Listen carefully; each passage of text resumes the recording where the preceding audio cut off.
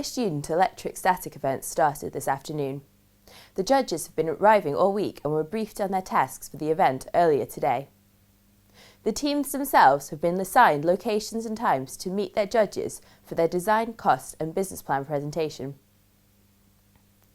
Once the judging is over, finalists will be selected for both business plan presentation finals and design finals. The FSE Business Plan Presentation Finals will take place later this evening on the main stage and is open to the public. The FSE Design Finals will take place tomorrow evening in the Forum. The Design Finals is not a public event, but don't worry, you won't have to wait long as the results for the FSE static events will be announced on Friday evening during the award ceremony part 1. Scrutineering is still ongoing from yesterday and the feedback has been positive from the scrutineers. So far, 30% of the combustion teams are through, with the Hawks Racing from UAS Hamburg being the first to pass all the inspections.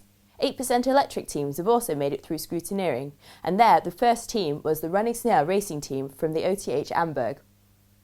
As the static events for FSE have been running in parallel today, we expect the number of electric teams to increase by tomorrow. To find out which teams are through, please take a look at the scrutineering trackers on the Formula Student Germany website. The judging for the Special Awards also started today. The Special Awards are additional awards presented to the students by our sponsors. The awards are given for different categories including design, performance and aesthetics. The teams can win trophies and cash prizes as well as other additional treats from our sponsors. Is it really that time of the year again? Happy Play in the Sand Day everyone! And happy birthday to the 7 team members who are celebrating their birthday today. The weather tomorrow. There should be a high of 24C and a low of 14C, with a high chance of rain. Tomorrow is the first day of the dynamic events where we start to see the performance of the cars on the track. Have a good evening and see you tomorrow. Since 2010, Formula Student Germany has held 2 competitions in parallel: Formula Student Combustion and Formula Student Electric. Formula Student Electric requires the students to build a race car driven by purely electric drivetrain. This means no more fuel tank and no more combustion engine, but instead using electric motors controlled by power electronics. Electric mobility is still finding its comfortable place in the world, and so far there have been multiple packaging and design solutions with regard to whether they use one or multiple motors. Either way, in order for the system to work, they require an energy source. This comes in the form of a battery. In order to run a car with a battery, the batteries must be able to retain a large amount of energy and be rechargeable. Within the automotive industry, as well as Formula Student Electric, the power-to-weight ratio is also key in order to maintain the efficiency of the vehicle. The most popular types of battery technologies to be used in FSE are lithium-ion and polymer cells. These types of technologies, though using less stable chemicals, offer performance. Students will buy the individual cells and build their own batteries. Prototype batteries mean FSG demands that the students take safety very seriously.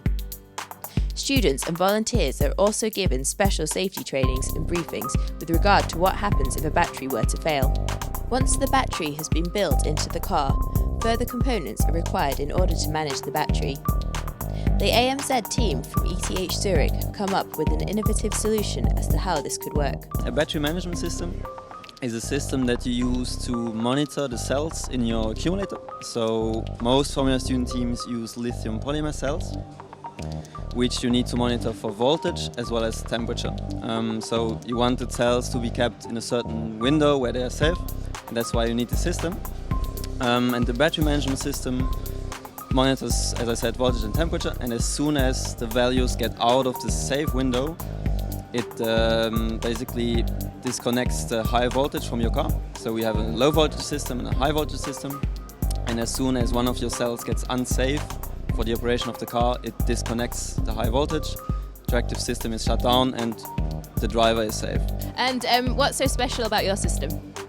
Well, typically in Formula Student the teams buy a commercial solution for the battery management system, and this year for the first time we implemented our own battery management system. And what is special about it is that it is optical, so it doesn't communicate via wires as it is typically the case, but it communicates via infrared light. So we have like small modules with LED lights that transmit infrared like pulses, and the different modules communicate with each other, and that's how we are able to eliminate some of the weight of the car, but also make the system more reliable, because the compatibility with electromagnetic interferences is higher, and also the vibration, it is more resistant to vibrations of the car, because you don't have any wires that could disconnect.